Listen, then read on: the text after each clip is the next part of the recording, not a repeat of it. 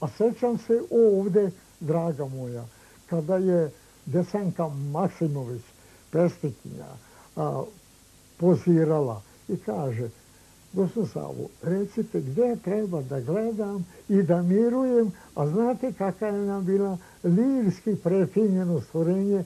Ona je bila tako pažljiva i to je mnogo lakoća, dok gospodin Selenić je bio... Orkan. Jeste, ja bih kazao teatralan.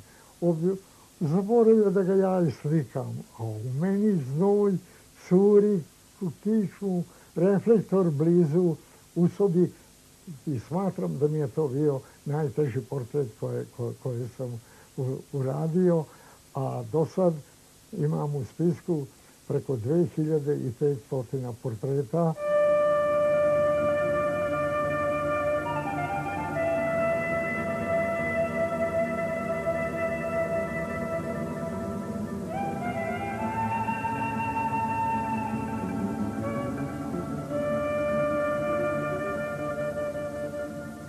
Sombrije, kao što sam rekao, moja kolevka. Tu sam rođen, išao u školu i evo sve do današnjih dana. Želim kazati, velike i suštinske promjene ima najviše u stilu života. Ja se radujem da još uvek nađem ljude koje me podsjećaju na moje detinjstvo, koje ja sam po prirodi mali optimista, sve tako još ružičasto vidim. Nađem te ljude, pitaju me: Savo, gdje si pronašao ove modele?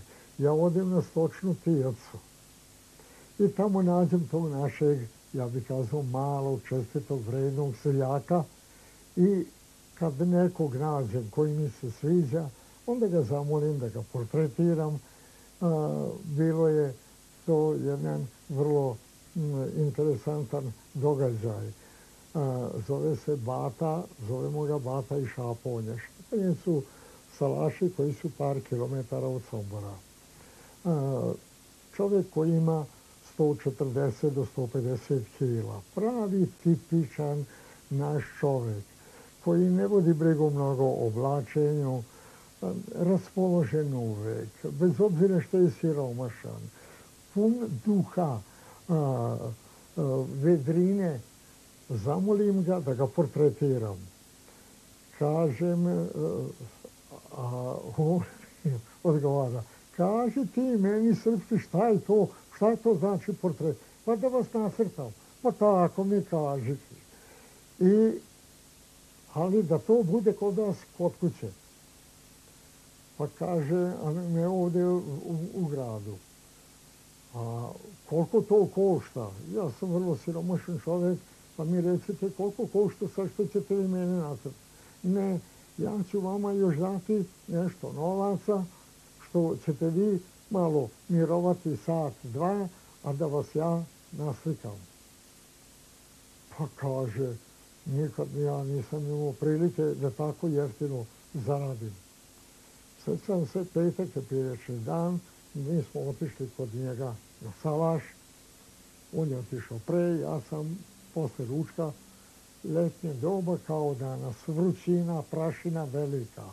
Pitam tamo, prvi put sam na tim salašima, gdje se Bata nalazi.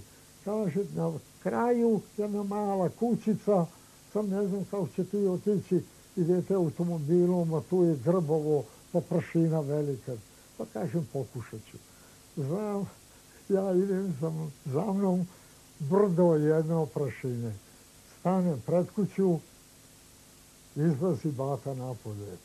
Toliko je to skromna, siromašna kuća, nije bila ni ograda. Ja sam tu stao i uplašio se, puno dvorište je bilo seljaka. A ja njemu kažem: Bato, kod mene često telefon, dolaze, odlaze, ja bi molio da to ja radim kod vas napolju. Tamo nigde nikoga nema, nemojte vi nikom kazati, a ja ću. Kaže, kome bi ja imao kazati? On je uspućen, kaže, dolazi jedan umetnik iz Sombora i ovo. Znam da njegova supruga Mira je opsovala i njega i njegovog slikara. Kaka je to luda koji će doći ovdje da te slika. I on je to meni pred njom sve ispričao. A ja se uplašio kad sam stao, vidim puno dvorište sveta. Pa taj morao umrijeti ili nešto mu se moralo desiti. Međutim, iziđe bata onako široke i srca i ramena i kila. Zagrli me iz ljubi, nisam ja verovao da će doći, ja, evo tu moje komšije su došle da vide kako to reći, sad ništa tu. Šta ja treba da radim? Pa rekao, samo treba da mirujete, je sad, dva. A, kaž, ne mogu ja stojati. I ja njega kao visok tako namestim, ugonak u ladovinu i ja tako na rastojanju 2-3 metra od njega. I za mene grupa seljaka posmatra. Kad se radi portret, da bi se kompoziciono, onda je to u okviru jajeta. I tu onda to jaje sečem na 3 jednaka dela. A jedan onda komentari. Ja, kaže ovaj ko bundeva. Ovaj druga, daj vidi se ko je na 3 dela. I komentarišu ovi ništa, ja samo čutim i slikam. Kad jednom, posle jednog izvesnog vremena, jedan seljak, ja, ovo je isti pljunuti bata.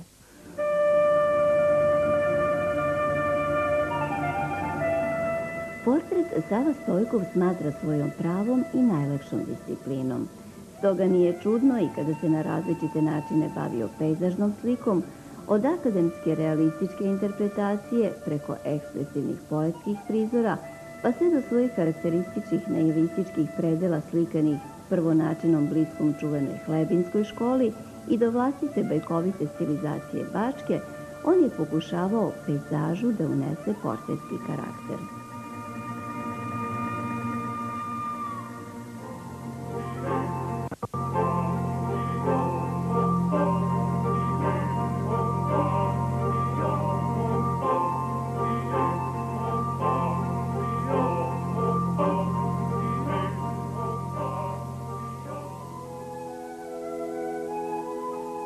Nezaobilazan u našoj priči, nedaleko od Sombora, salaš Radivoja Obuškovića, danas u vlasništvu porodice Zavić.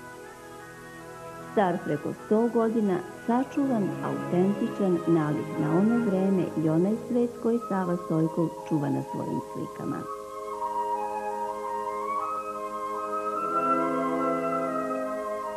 Ovaj salaš je doneo moju sudbinu. Biću on veoma iskren. Prvi moj honorar, evo skoro bi zaplakao od radosti, što je porodica Obušković meni omogućila, imao sam svega 8 ili 9 godina, da sam ovdje prve slike uradio i da sam prvi honorar dobio koji, ja smatram da me je i opredelio i motivisao. Pa evo, dragi moji prijatelji, i sve do današnjih dana još uvijek se bavim ovom profesijom koju neizmjerno volim.